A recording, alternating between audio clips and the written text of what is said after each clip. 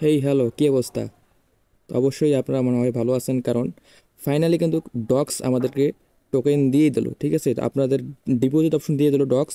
আপনারা এখন docs token deposit করতে পারবেন বাইবিটের মধ্যে। তো আপনারা কীভাবে বাইবিটের মধ্যে ডক্স টোকেন ডিপোজিট করবেন আজকের এই ভিডিওতে দেখাই দেবো। তো আপনারা শেষ পর্যন্ত ভিডিও দেখবেন, অবশ্যই সব বুঝতে পারবেন। না বুঝলে আমাকে কমেন্টে জানিয়ে দিবেন। তো প্রথমে আমাকে ডিপোজিট টু এক্সচেঞ্জারে ক্লিক করতে হবে।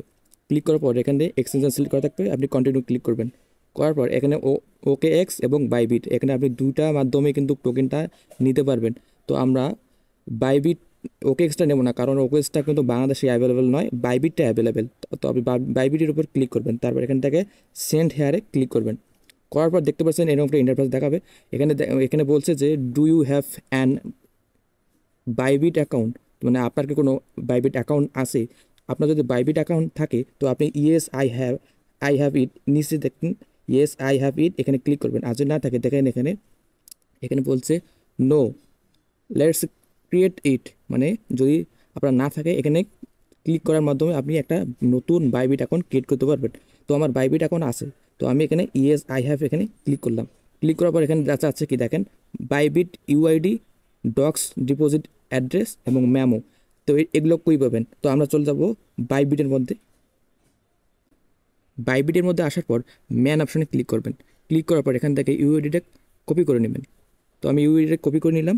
এখন আবার ইউআইডিটা নিয়ে আসে এখানে বসাই দিলাম।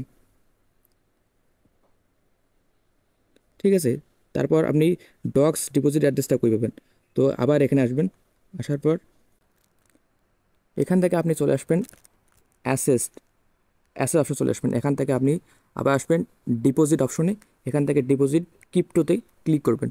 করার পর এখানে দেখছেন যে সবার উপরে সার্চ অপশন আছে, এখানে লিখবেন ডক্স, DOGS ডক্স। তো দেখতে পাচ্ছেন যে এখানে আমাদের ডক্স টোকেনটা নিচে কিন্তু এসে গেছে। তো এখানে ক্লিক করবেন। করার পর দেখছেন যে টোন নিচে টোন সিলেক্ট করে দেবেন। করার পর আপনাকে এরকম ইন্টারেস্ট থাকে আপনি ওকে করে দেবেন। করার পর এখান থেকে আপনি এখানে কপি করবেন। এই যে ওয়ালেট অ্যাড্রেসটা কিন্তু এখানে আছে, ওয়ালেট অ্যাড্রেসে কপি করবেন। ঠিক আছে, কপি করার পর আবার এখানে আসবেন। এসে এসে এখানে পেস্ট করে দেবেন।